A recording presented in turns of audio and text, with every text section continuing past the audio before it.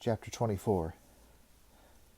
Something's happened, Halt said quietly, signaling for his two companions to rein in their horses. The three riders had cantered the last half-kilometer to the gathering ground. Now, as they crested a slight rise, the open space among the trees lay just below them, 100 meters away. Small one-man tents stretched in ordered ranks, and the smoke of cooking fires scented the air. An archery range had been set up to one side of the open space, and several dozen horses, all small and shaggy ranger horses, were grazing close to the trees. Even from where they sat on their horses, they could make out an air of urgency and activity throughout the camp. In the center of the tent lines was a larger pavilion, easily 4 meters by 4 meters, with enough headroom for a tall man to stand. The sides were currently rolled up, and Will could see a group of green and gray-clad men standing around a table, apparently in deep conversation. As they watched, one of the group detached himself, running to a horse waiting just outside the entrance. He mounted and spun the horse on its back legs, setting out through the camp at a gallop, heading for the narrow track through the trees at the far side. He had barely disappeared into the deep shadows under the trees when another rider appeared from the opposite direction, galloping through the lines and reining in outside the large tent. His horse had barely stopped before he swung down and headed in to join the group inside. "What is it?" Will asked. Frowning, he realized that several of the small tents were being struck and rolled up by their owners. "Not sure," Halt replied. He gestured to the line of tents. "See if you can find us a decent campsite. I'll go see what's going on." He urged Abelard forward, then turned and called back, "Don't pitch the tents yet. From the looks of things, we may not be needing them." Then Abelard's hooves were drumming on the turf as he galloped toward the center of the camp. Will and Gillen found a campsite under a large tree, reasonably close to the central gathering area.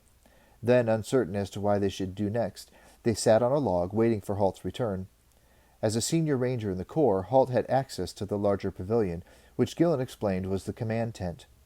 The Corps Commandant, a ranger named Crowley, would meet with his staff there each day to organize activities and to collect and evaluate the reports and information that individual rangers brought to the gathering. Most of the tents near the two younger rangers were unoccupied, but there was a thin, gangly ranger outside one, pacing impatiently back and forth, looking every bit as confused as Gillen and Will. Seeing them on the log, he moved over to join them. "Any news?" he said immediately, and his face fell when Gillen answered. "We were just about to ask you the same question." He held out a hand in greeting. "Marin, isn't it?" he said, and they shook hands. "That's right." "And you're Gillen, if I remember correctly." Gillen introduced Will, and the newcomer, who appeared to be in his early 30s, looked at him speculatively. "So you're Halt's new apprentice," he said. "I wondered what you'd be like. I was going to be one of your assessors, you know." "Going to be?" Gillen asked quickly, and Marin looked at him. "Yes, I doubt we'll continue at the gathering now." He hesitated, then added, "You mean you haven't heard?" The two newcomers shook their heads. "Morgarath is up to something again," he said quietly, and Will felt a shiver of fear up his spine at the mention of that evil name.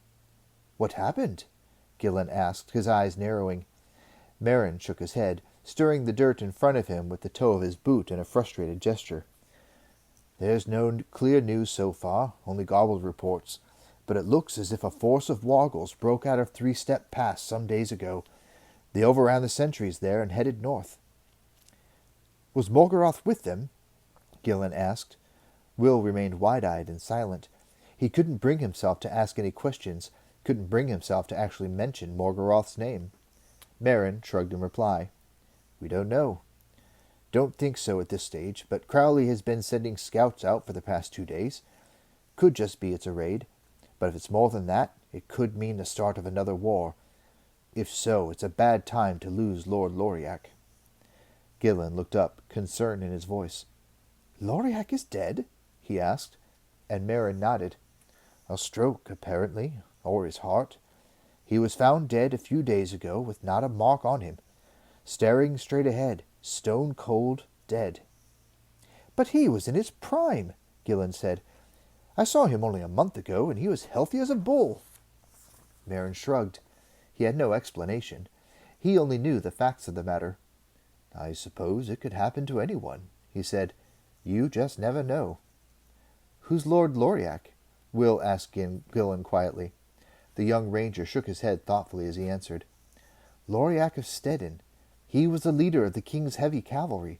Probably our best cavalry commander. As Marin said, if there's war, he'll be sorely missed. A cold hand of fear closed around Will's heart. All his life people had spoken in whispers of Morgarath, if they'd spoken of him at all. The great enemy had assumed the proportions almost of a myth, a legend from the old dark days. Now the myth was becoming reality once more, a confronting, terrifying reality. He looked at Gillen for reassurance, but the young ranger's handsome face showed nothing but doubts and concern for the future. It was almost an hour before Halt rejoined them. As it was after midday, Will and Gillen had prepared a meal of bread, cold meat, and dried fruit. The gray-haired ranger slid down from Abelard's saddle and accepted a plate from Will, eating the food in quick bites. "The gathering's over," he said shortly, between mouthfuls. Seeing the senior ranger's arrival, Marin had drifted back to join their group. He and Halt greeted each other briefly. Then Marin posed a question that was on all their minds. "Is it war?" he asked anxiously, and Halt shook his head. "We don't know for certain. Latest reports show that Morgarath is still in the mountains." "Then why did his Wargals break out?" Will asked. Everyone knew that Wargals only did the will of Morgarath. They would never have performed such a radical act without his direction. Halt's face was grim as he answered. "They're only a small party, perhaps 50 of them. They were intended to act as a diversion. While our guards were busy chasing the Wargals, Crowley thinks that 2 Calcara slipped out of the mountains and are holed up somewhere on the solitary plain." Gillen gave a low whistle. Marin actually took a step back in surprise. Both the younger rangers' faces showed their utter horror at the news. Will had no idea what the Calcara might be, but judging from Halt's expression and the reactions of Gillen and Marin, they were obviously not good news. "You mean they still exist?" Marin said. "I thought they died out years ago." "Oh, they still exist all right," Halt said. "There are only 2 of them left, but that's enough to worry about." There was a long silence between them. Finally, hesitantly, Will had to ask, "What are they?" Halt shook his head sadly. It was not a subject that he wanted to discuss with someone as young as Will, but knowing what lay ahead of them all, he had no choice. The boy had to know. When Morgarath was planning his rebellion, he wanted more than an ordinary army. He knew that he could terrify his enemies. His task would be far easier. So over the years, he made several expeditions into the mountains of Rain and Night, searching. "Searching for what?" Will asked, although he had the uncomfortable feeling that he knew what the answer would be. "For allies he could use against the kingdom. The mountains are an ancient, undisturbed part of the world. They've remained unchanged for centuries, and there were rumors that strange beasts and ancient monsters still live there. The rumor turned out to be all too true." "Like the Wargals?" Will put in, and Halt nodded. "Yes, like the Wargals. And he very quickly enslaved them and bent them to his will," he said with a touch of bitterness in his voice. "But then he found the Calcara, and they're worse than Wargals. Much, much worse." Will said nothing.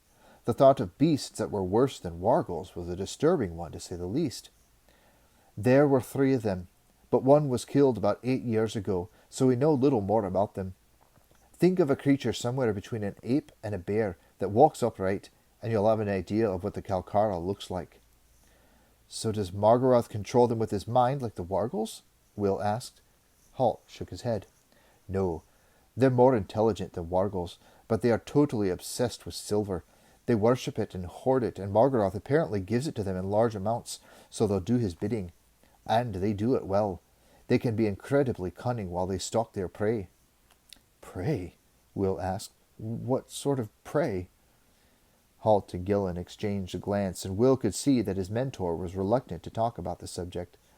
For a moment, he thought Halt was going to begin another of his dissertations on Will's endless questions, but then he realized this was far more serious matter than idle curiosity, as the grizzled ranger replied quickly, "The Calcara are assassins.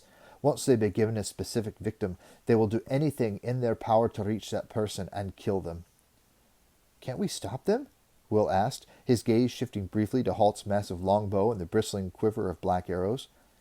"They're very difficult to kill. They have the thick hair covering that's matted, and bonded together so it's almost like scales. An arrow will hardly penetrate. A battle axe or a broadsword is best against them, or a good thrust with a heavy spear might do the job. Will felt a moment of relief.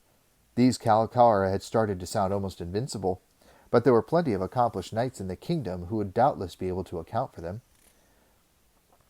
"So was it a knight who killed the one 8 years ago?" he asked. Halt shook his head. "Not a knight. 3.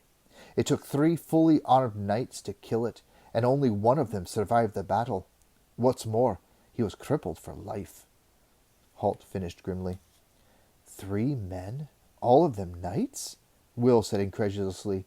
"But how—" Gillen interrupted him before he could finish. "The problem is, if you get close enough to one to use a sword or spear, the Calcara can usually stop you before you have a chance." As he spoke, his fingers drummed lightly on the hilt of the sword that he wore to his waist. "How does it stop you?" Will asked, the momentary feeling of relief instantly dispelled by Gillen's words. This time it was Marin who answered. "Its eyes," the gangly ranger said.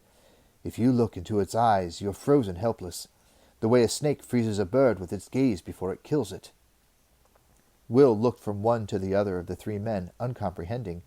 What Marin was saying seemed too far-fetched to be true, yet Halt wasn't contradicting him. "Freezes you? How can it do that? Are you talking about magic here?" Halt shrugged. Marin looked away uncomfortably. None of them liked discussing this subject. "Some people call it magic," Halt finally said. "I think it's more likely a form of hypnotism. Either way, Marin's right. If a Calcara can make you look into its eyes, you become paralyzed by sheer terror, unable to do anything to save yourself." Will glanced around anxiously, as if expecting any moment to see an ape-bear creature charging out of the silent trees. He could feel panic growing in his chest. Somehow he'd come to think of Halt as invincible, yet here he was seeming to admit that there was no defense against these vile monsters. "Isn't there anything you can do?" he asked in a hopeless voice. Halt shrugged. "Legend has it they are particularly vulnerable to fire. Problem is, as before, getting close enough to do any damage. Carrying a naked flame makes it a little difficult to stalk a Calcara. They tend to hunt at night, and they can see you coming." Will found it difficult to believe what he was hearing. Halt seemed so matter-of-fact about it all, and Gillen and Marin were obviously disturbed by his news. There was an awkward silence, which Gillen broke by asking, "What makes Crowley think that Morgarath is using them?" Halt hesitated. He'd been told Crowley's thoughts in private council. Then he shrugged. They'd all need to know about it sooner or later, when they were members of the Ranger Corps, even Will. "He's already used them twice this past year, to kill Lord Northolt and Lord Loriac." The 3 younger men all exchanged puzzled glances, so he went on. "Northolt was thought to be killed by a bear, remember?" Will nodded slowly. He remembered now. On his first day as Halt's apprentice, the ranger had received news of the Supreme Commander's death. "I thought at the time that Northolt was too skilled a hunter to be killed that way. Crowley evidently agrees." "But what about Loriac? Everyone said it was a stroke," said Marin, who asked this question. Halt glanced at him briefly, then answered, "You heard that, did you? Well, his physician was most surprised, said he'd never seen a healthier man. On the other hand—" He paused, and Gillen finished the thought. "It could have been the work of the Calcara." Halt nodded. "Exactly. We don't know the full effects of the freezing stare they've developed. Maintained over a long enough time, the terror could well be enough to stop a man's heart. And there are vague reports that a large, dark animal was seen in the area."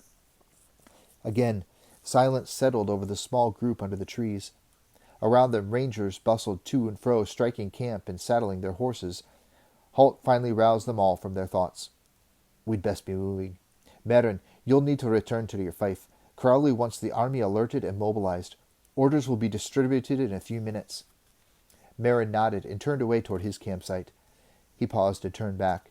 Something in Halt's voice, the way he had said, "You'll need to return to your fief," had made him think.